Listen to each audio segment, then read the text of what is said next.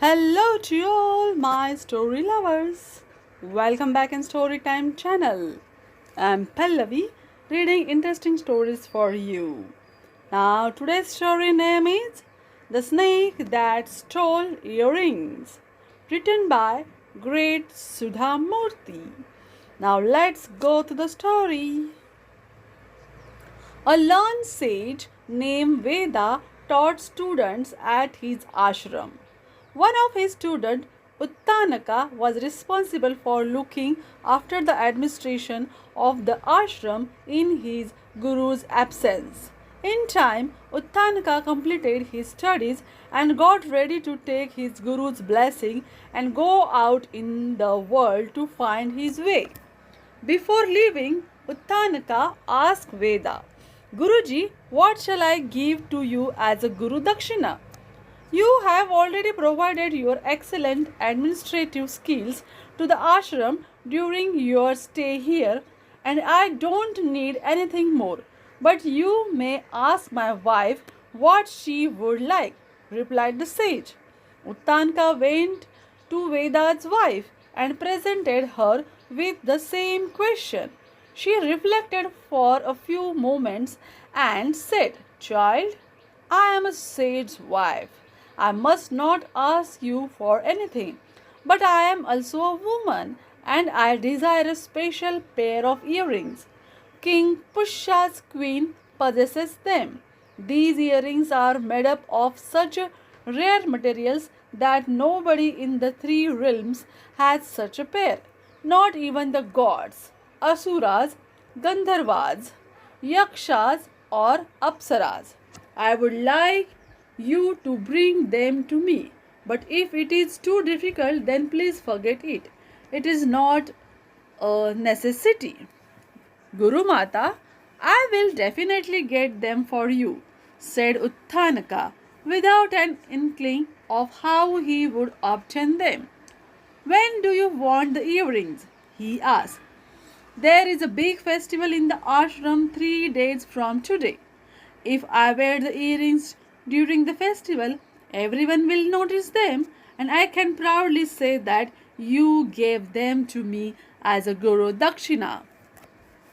I will bring them to you by then, said Uttanaka and took her leave. He set off towards the capital city of Pusha's kingdom immediately. On the way, Uttanaka saw a giant man riding a camel.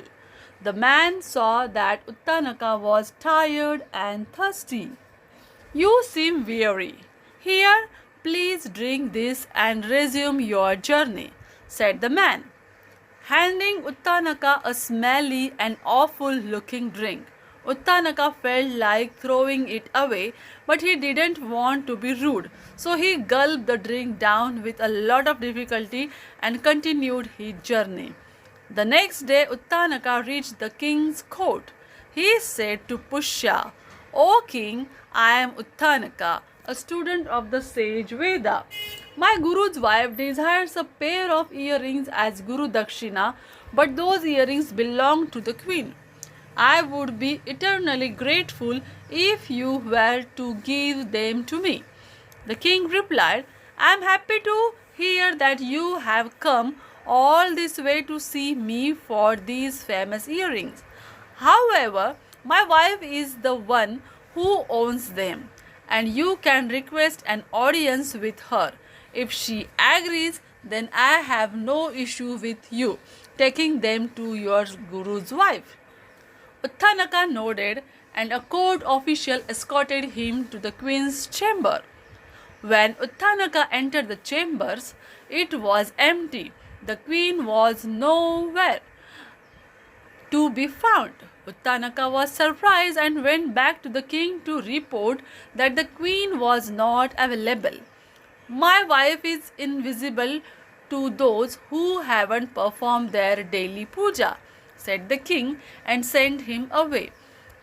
Realizing his folly, Uttanaka had a bath, prayed to Surya, the sun god, and finally saw the queen in her chamber. She listened to his story and gladly gave him the earrings. Sage, These earrings are desired by everyone. I urge you to be careful with them.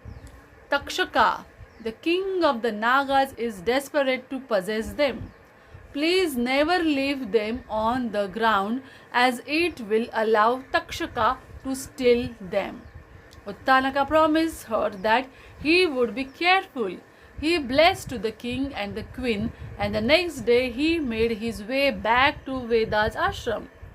By the time he neared the ashram, it was already evening, and Uttanaka remembered that he needed to perform his evening rituals. He brought the earrings out, put them in the makeshift drawstring bag made of the deer skin, and hung the bag on the high branch of tree. Then he went to perform his evening prayers. Nobody had anticipated that Takshaka would come disguised as a human. When Uttanaka was far enough away from the tree, Takshaka shook the high branch until the threads of the makeshift bag came undone and the bag fell to the ground. Quickly, the serpent king grabbed the earrings and began to run. Uttanaka, who had realized what was happening, sprinted towards Takshaka immediately. But the king of the snakes changed his form back into a serpent and disappeared into an ant hill nearby. The angry and helpless Uttanaka furiously began digging holes in the ant hill, trying to locate Takshaka. It was an arduous task, and he used all his might until earth itself began to shake. Just then Indra appeared and handed him the weapon Vajra, or the thunderbolt, using which Uttanaka created a tunnel to reach Nagaloka. He entered the tunnel and ran until he reached his destination. There he found Takshaka on the throne, gazing at the earrings. Uttanaka begged and pleaded with Takshaka, but the serpent king was not moved. Frustrated, Uttanaka walked a little distance away and glanced around, wondering what to do when he noticed something unusual. He saw two beautiful women working with black and white threads on a wheel that was fixed to a wall. There was also a wheel nearby that had 12 spokes and was being turned by 6 young boys. A horse with a rider stood near it. Uttanaka was enchanted by the weaving process and the beauty of the horse and the rider. He said, "O rider, you look just like Indra, very handsome and powerful. You are equating me to Indra, the king of the gods? This definitely makes you eligible for a boon. I must grant you one," said the rider with a smile. Uttanaka chose his words carefully. "Will you allow me to have the power to bring all the snakes under my control?" The rider smiled. "Will you please blow on the back of my horse?" Uttanaka did as he was told. Without warning, flames emerged from all parts of the body of the horse and smoke filled the room. Snakes began approaching Uttanaka and fell at his feet. When Takshaka realized what was happening, he was terrified. Immediately, he handed over the earrings to Uttanaka and requested him to stop controlling the snakes. Uttanaka agreed to stop using the power of control, but something else was worrying him. He knew that he must reach the ashram before sunset. He requested the rider, "Sir, I have promised my teacher's wife that I will give these earrings to her by the end of the day. Is there any way that you can help me reach my guru's ashram?" The rider smiled and handed over his horse to Uttanaka. The young sage rode as fast as he could, and just before sunset he reached the ashram and gave the earrings to the Veda's wife. She was absolutely ecstatic and blessed Uttanaka. Uttanaka wondered how he had been fortunate enough to endure all the troubles he went through to obtain the prize earrings. He decided to tell his guru about his journey. Upon hearing the story, Veda told him the meaning of all he had seen. The man you met on your way to the capital was Indra, my dear, Veda explained. The camel was none other than a form of his dear elephant, Airavata. He gave you a special drink called Jivan Amrut that has helped you sustain all the troubles you have undergone in the last 2 days, especially in Nagaloka. You did the right thing by drinking it. But what about the other things I stumbled upon in Nagloka? The woman, the weaving, the wheel, and the 6 boys, the rider and his horse. The 2 women engaged in weaving were Dhata and Vidhata. They were creating the world with all the creatures and their individual destinies. The black and white threads are indicative of day and night.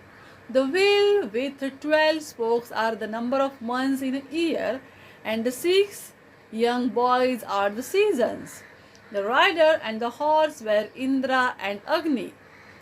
Uttanaka, you must never forget that Indra, the god of rain, has helped you through your arduous journey. Uttanaka nodded in understanding. He took Veda's blessing and began his next adventure. Uttanaka never forgot Indra's help.